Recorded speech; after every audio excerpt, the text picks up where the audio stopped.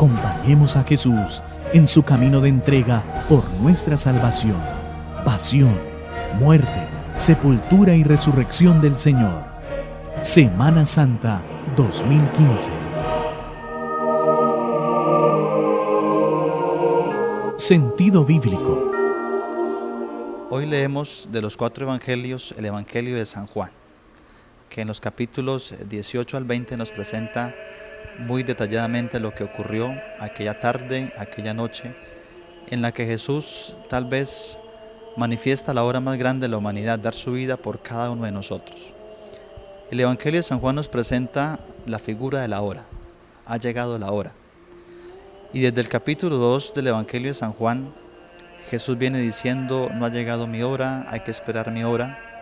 Y en este instante Jesús dice: ha llegado la hora. ¿De qué hora habla Jesús? La hora de entregar su vida, la hora de hacer realidad el misterio de la salvación. Y por eso este Evangelio nos invita a recordar las palabras que Jesús le dice a Nicodemo: cuando el Hijo del Hombre sea exaltado, atraeré a todos hacia mí. Por tanto, ¿qué significa la hora de Jesús? Significa la hora de la cruz. San Juan en su Evangelio hace énfasis en la cruz. La cruz para San Juan no es signo de maldición, es signo de exaltación.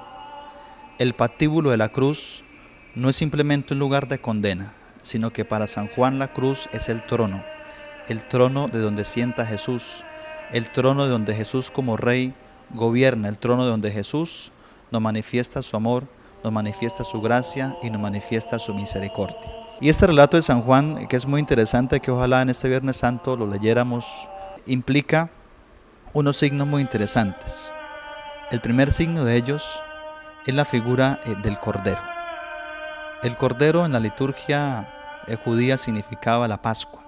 El día 14 de Nisán, por la tarde, se sacrificaba el Cordero Pascual que recordaba el paso, aquella liberación de Egipto hacia la tierra prometida, el paso por el desierto. Y el Cordero, según el Éxodo, en el capítulo 14, aquel bello relato de la institución de la Pascua judía, nos dice que el Cordero debe ser un animal macho, de 1 año, sin defecto, un animal que reúna unas características propias, que al ser sacrificado se convierte en el signo de la alianza. Es muy interesante cómo San Juan en su Evangelio logra decirnos lo siguiente, que a la hora en que se sacrificaba el Cordero Pascual, a esa misma hora fue sacrificado Jesús, es decir, a la hora sexta.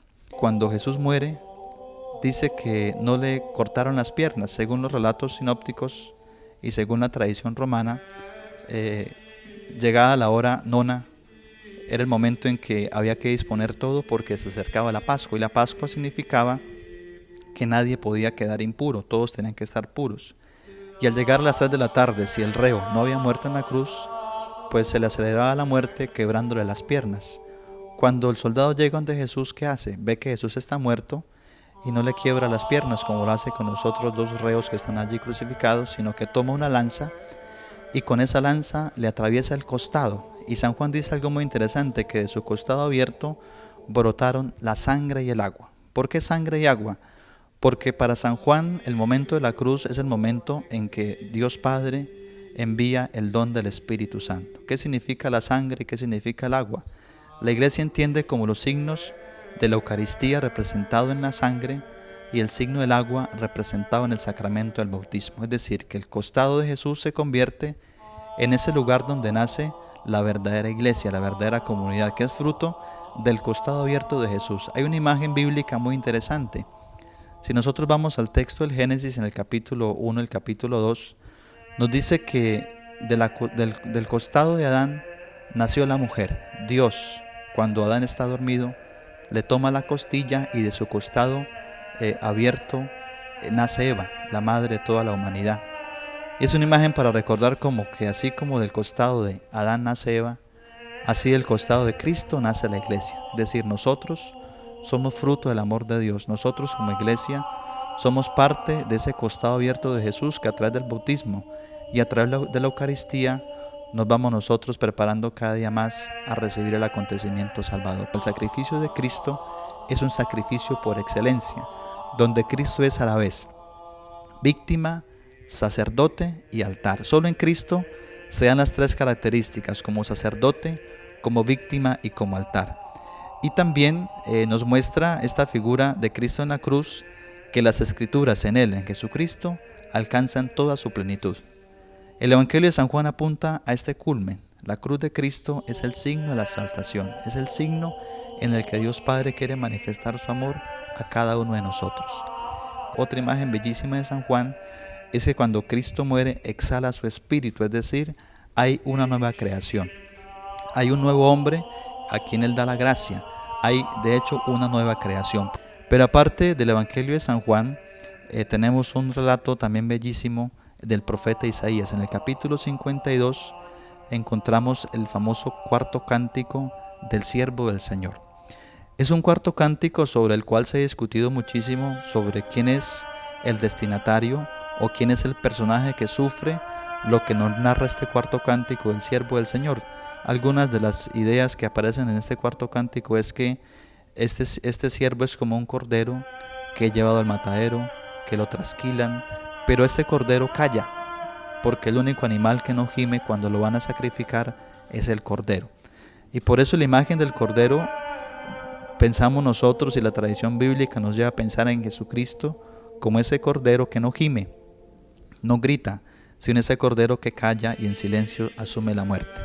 Pero hay otra imagen muy bella, y es que ese cordero no simplemente es sacrificado, sino que carga sobre él las culpas. Nos dice una frase muy bella el cuarto cántico en el capítulo 52 de Isaías, que nosotros hemos sido curados por las heridas de Cristo, por sus heridas hemos sido curados. Por esas llagas de ese siervo nosotros hemos alcanzado la salvación. Y por eso hoy en el momento del Viernes Santo, de la liturgia de este Viernes Santo, vamos a tener un momento muy hermoso, y es cuando nosotros vayamos a adorar la cruz. Cristo que en la cruz, y Cristo que estando allí en la cruz nos abre su costado, ya lo he dicho, el costado abierto de Jesús, pero nos abre también su vida, su cuerpo, para que en Él descubramos que como las heridas de Cristo, como las huellas de la pasión de Cristo también salvan nuestra vida y nos purifican de nuestros pecados y nos dan la gracia a nosotros de descubrirnos y sentirnos amados en la figura de ese Padre que se ha entregado por cada uno de nosotros. Pero también en este Viernes Santo recordamos lo que la tradición de la Iglesia ha llamado el Santo Via Crucis, que es recordar los últimos pasos de Jesús, que son pasos que son bíblicos, son pasos que la Escritura nos dice lo que Jesús hizo en la noche en que fue capturado, y todo el itinerario que nos conduce hacia lo que nos dice San Juan, hacia la exaltación, a esa gran obra que Dios hace con nosotros. Sentido teológico. Hoy no hay Eucaristía. Hoy es un día que podríamos llamar no totalmente alitúrgico, porque está la liturgia de las 3 de la tarde, pero sí es un día como de reflexión. El Cordero fue entregado ayer, fue arrestado y fue conducido por el Sanedrín, y por aquellos que lo arrestaron fue conducido precisamente a una condena injusta. Hoy ese Cordero será inmolado. Este es el día de la inmolación de los corderos. Recordemos lo del Antiguo Testamento. Los corderos son sacrificados el día anterior a la Pascua. Hoy es sacrificado el Cordero, para que mañana el Cordero, verdadero Cordero, que quita el pecado del mundo, resucite. Y es muy importante esta parte de la palabra de Dios en el Evangelio de San Juan. 3 cosas en el capítulo 19 que son sumamente importantes para que las tengamos en cuenta. Dice: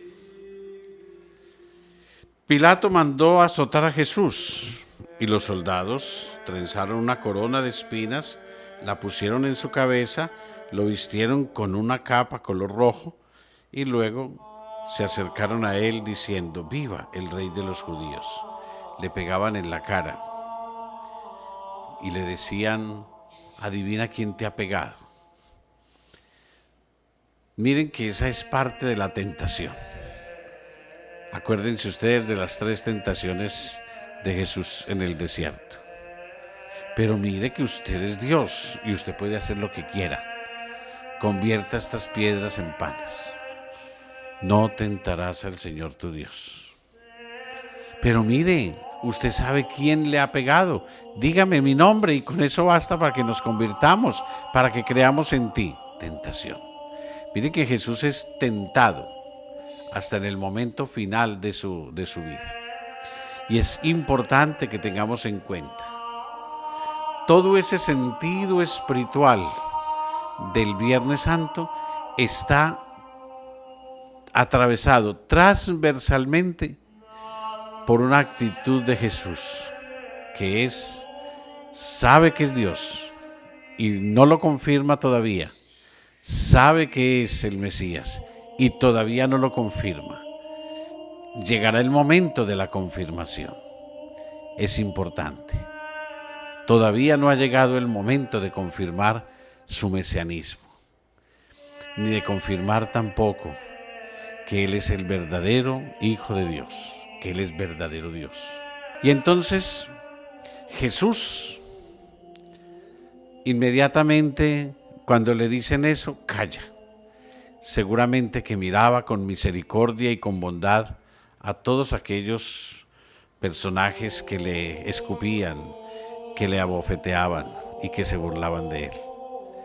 Los miraba con misericordia. Ahí hay un aspecto teológico muy importante. Podríamos decir, este es el día de la misericordia. Aunque la iglesia lo celebre el segundo domingo, pero este es el día en que la misericordia de Dios se derrama sobre la tierra. La misericordia de Dios empieza a dar frutos y el primer fruto es Jesús crucificado. Después de que pasa esto, miren que Pilato lo presenta al pueblo y lo primero que pide la gente es crucifícalo. La crucifixión. Jesús estaba destinado a la crucifixión. Estaba destinado a morir cruentamente, porque su sangre tenía que ser derramada toda. Uno de los grandes padres de la iglesia, San Juan Crisóstomo, incluso San Ignacio de Antioquía, hablan de una manera sencilla cuando dicen: en el cuerpo de Jesús, en el cuerpo humano de Jesús, no quedó ni una sola gota de sangre.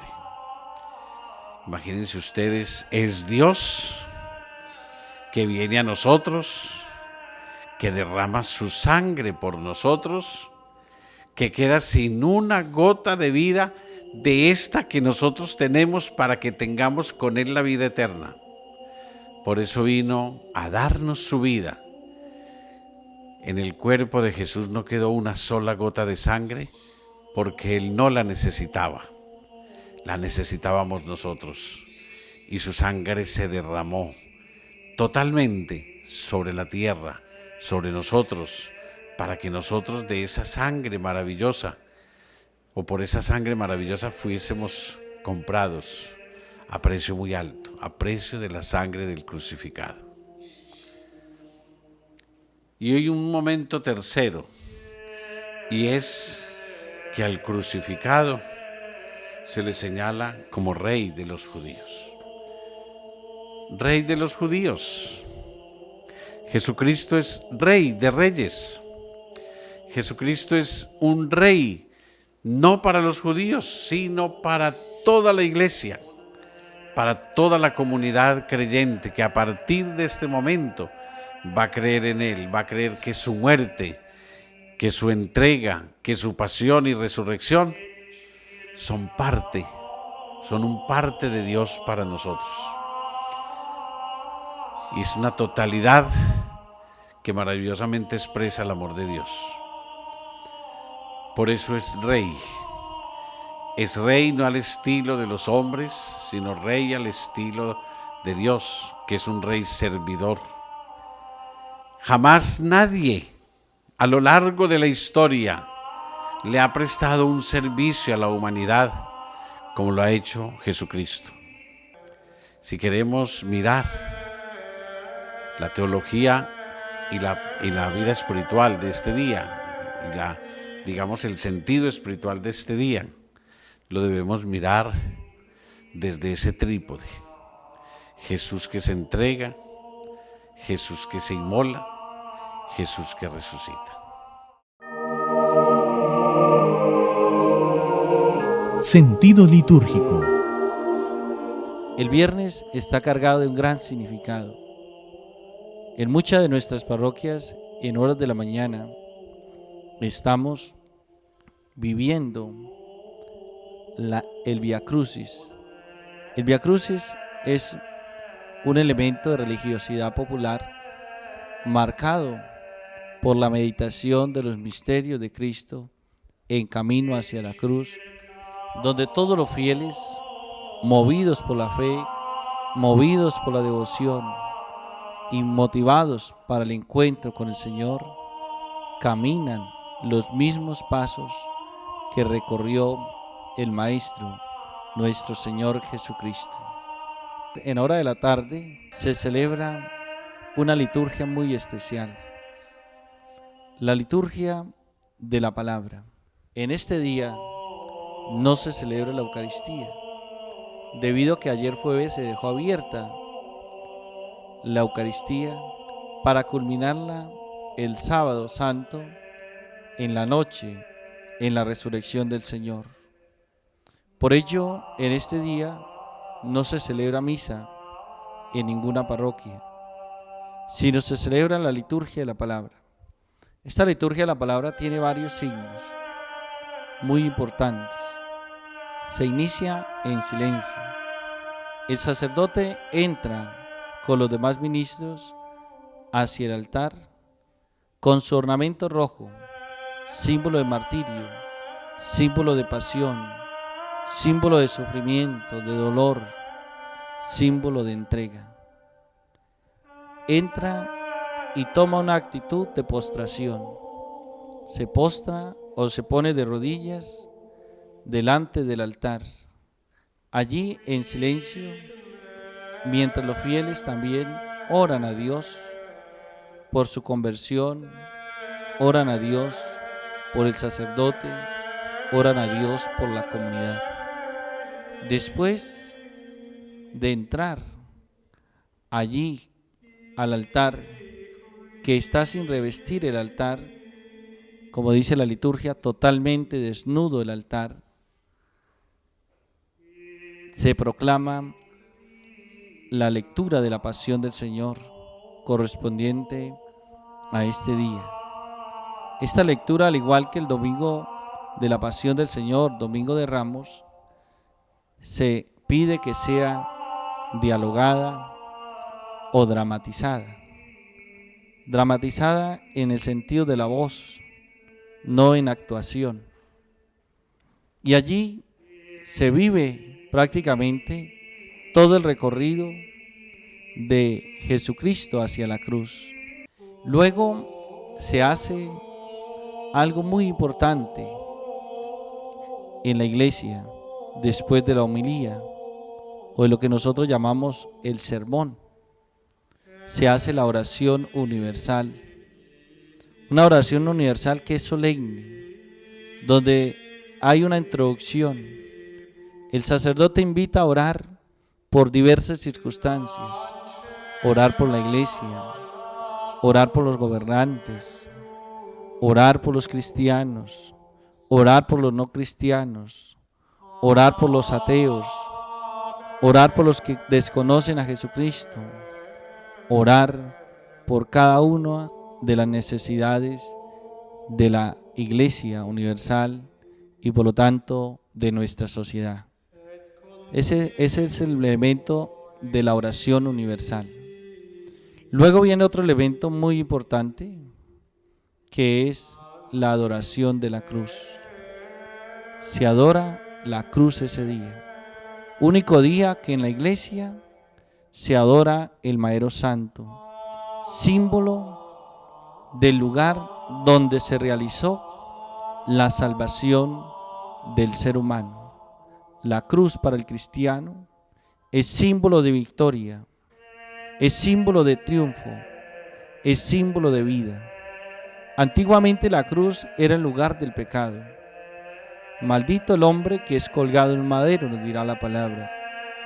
Pero Jesucristo tenía que ir allí a este lugar para derrotar el pecado, para derrotar la muerte y por lo tanto volver este lugar un lugar de la gracia, un lugar del perdón, un lugar del encuentro del hombre con el mismo Dios. De ahí la cruz cambia de significado.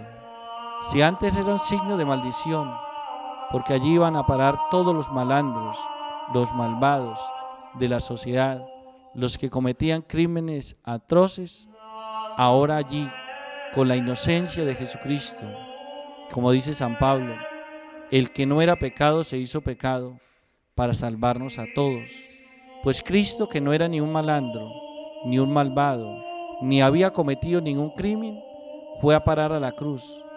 Es el inocente crucificado. Y allí cambia totalmente el significado de la cruz. Pasa a ser un signo de bendición, un signo de gloria, un signo de victoria y por lo tanto el signo de la salvación.